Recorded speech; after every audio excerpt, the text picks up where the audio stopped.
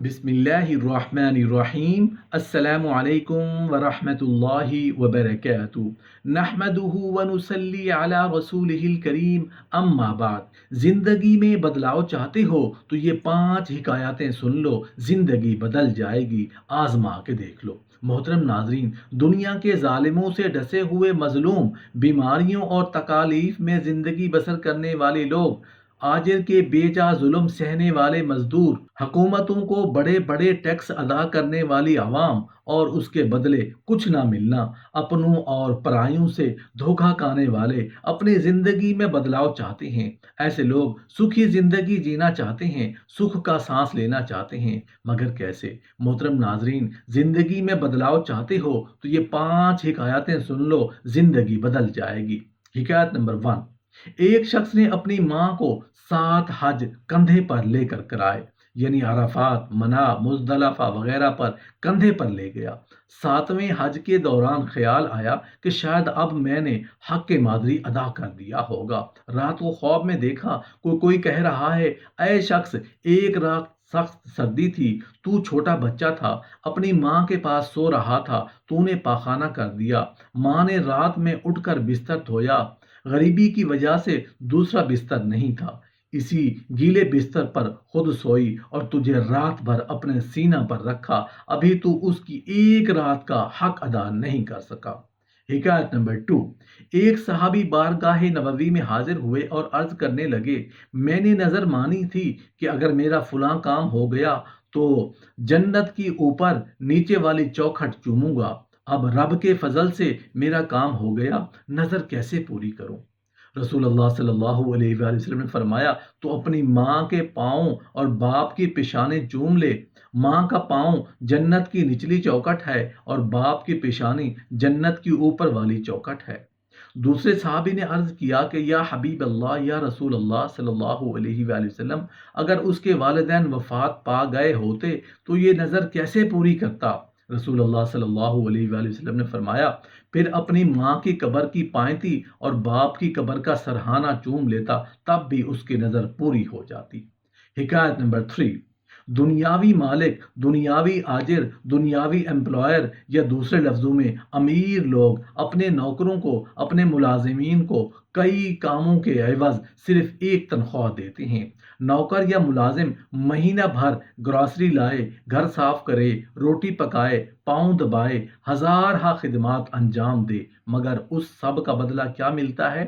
اتنے سارے کام کرنے کے بعد مہینے بعد صرف چند ہزار تھما دیے جاتے ہیں، مگر ہمارے رب کا، ہمارے مالک اور خالق کا یہ دستور نہیں۔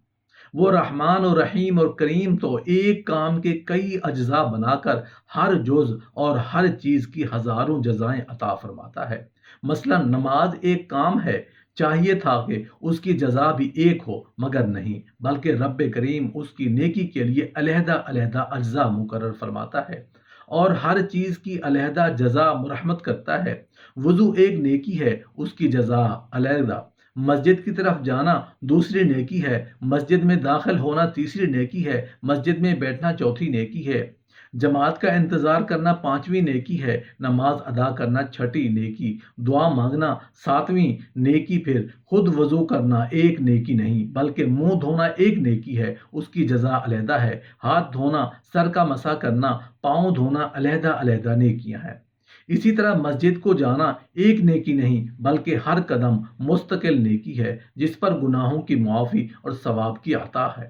مسجد میں بیٹھنا اگرچہ نیت اعتکاف ہو تو یہ اس کا ثواب بے شمار ہے۔ اسی طرح روزہ ہے، اس میں بھی سحری کھانا، روزہ رکھنا، افطار کرنا علیحدہ علیحدہ نیکیاں ہیں۔ غرض یہ کہ رحمت الہی بہانا چاہتی ہے کہ قیمت نہیں چاہتی۔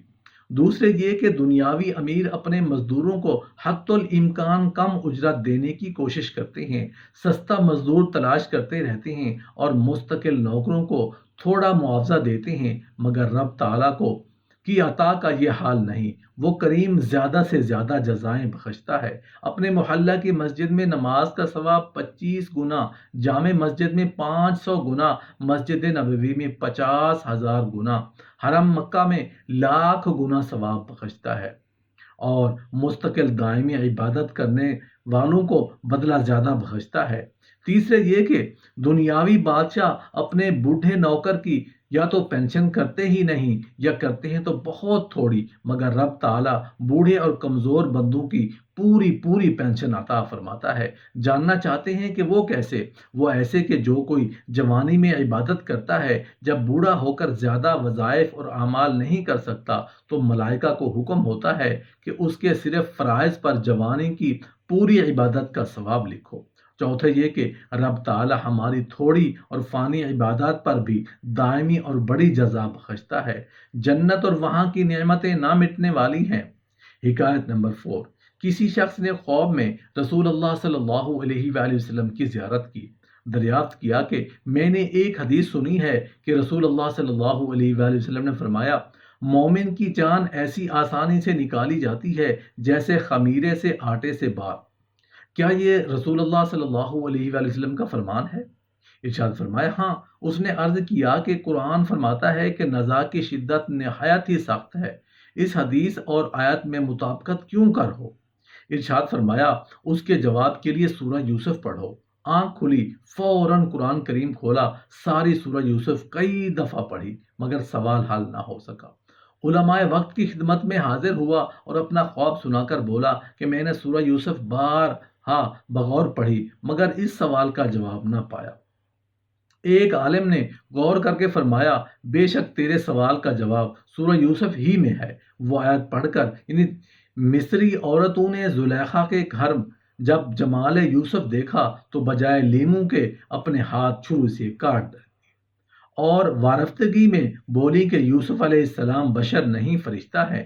دیکھو، ان عورتوں کے ہاتھ پر چھری چلی، ہاتھ کٹا، خون نکلا، درد ہوا، مگر جمال یوسفی سے ایسی وارفتہ ہو گئیں کہ نہ ہائے وائے کی، نہ روئیں چلائیں، بلکہ ہاتھ کٹتے رہے اور وہ نگاہ چہرہ پاک یوسف علیہ السلام پر رہی اور زبان سے ان کی مدح و ثنا کرتی رہیں۔ اسی طرح مومن کو مرتے وقت اگرچہ نزاع کی شدت، جان کنی کی مصیبت، خروج روح کی کلفت سب کچھ ہوتی ہے، مگر اس وقت اس کے سامنے جمال مصطفیٰ صلی اللہ علیہ وآلہ وسلم ہوتا ہے۔ اب نقشہ یہ ہوتا ہے کہ ملک الموت اپنا کام کر رہے ہیں، مگر وہ اس جمال یار میں محو ہو کر کہہ رہا ہے، تمہاری چال کے صدقے، خد و خال کے قربان، رفتار پہ نثار، رخسار پہ فدا، گفتار پہ تصدیق، بس یہ تو صدقہ اور قربان ہوتا ہے۔ رہا ادھر جان نکل گئی۔ قرآن شریف نے واقعی شدت نزاع کا بیان کیا، لیکن حدیث پاک نے احساس کی نفی کی، لہٰذا آیت و حدیث میں تعارض نہیں۔ غرض یہ کہ اولیاء اللہ تمام گھبراہٹوں سے محفوظ ہیں۔ رہے عام انسان انہیں اگرچہ نزاع کی قبر اور وحشت کی گھبراہٹ اور وحشت ہوگی، مگر حساب، جزا، صراط اور میزان کی وحشت نہیں ہوگی، کیونکہ انشاءاللہ تعالی ان کا حساب یسیر ہوگا۔ حکایت نمبر 5۔ ایک بار رسول اللہ صلی اللہ علیہ وآلہ وسلم نے ارشاد فرمایا، ہم کو دنیا کی 3 چیزیں مرغوب ہیں، خوشبو، عورت، نماز۔ حضرت صدیق رضی اللہ عنہ نے عرض کیا، مجھے بھی دنیا میں 3 چیزیں پیاری ہیں یا حبیب اللہ، آپ کا دیدار، آپ کی مجلس پاک میں حاضری، اپنی جان و مال آپ پر قربان کرنا۔ حضرت عمر رضی اللہ عنہ نے عرض کیا، مجھے بھی 3 چیزیں پیاری ہیں، اللہ کے پیاروں کی ملاقات، دشمنان دین پر سختی، عدل و انصاف۔ حضرت عثمان غنی رضی اللہ عنہ نے عرض کیا کہ مجھے بھی 3 چیزیں پیاری ہیں، اسلام کی اشاعت، بھوکوں کو کھانا کھلانا، اور جب لوگ سوتے ہوں تب نماز میں گریہ زاری۔ حضرت علی رضی اللہ عنہ نے عرض کی کہ مجھے بھی 3 چیزیں بڑی پیاری ہیں، ضرب السیف اور صوم السیف، اکرام السیف یعنی تلوار کی جنگ، گرمی کا روزہ، مہمان نوازی۔ اتنے میں حضرت جبرائیل علیہ السلام حاضر ہوئے اور عرض کیا کہ مجھے بھی 3 چیزیں پیاری ہیں، گمراہوں کی راہبری، غرباء کی دستگیری اور رب تعالیٰ سے ہم کلامی۔ پھر حضرت جبرائیل علیہ السلام جا کر دوبارہ حاضر ہوئے، عرض کیا کہ رب تعالیٰ فرماتا ہے، اے میرے پیارے، مجھے بھی 3 چیزیں بڑی محبوب ہیں، گنہگار تابعین کے آنسو، متکبرین کی سزا اور بے قرار دل کی دعا۔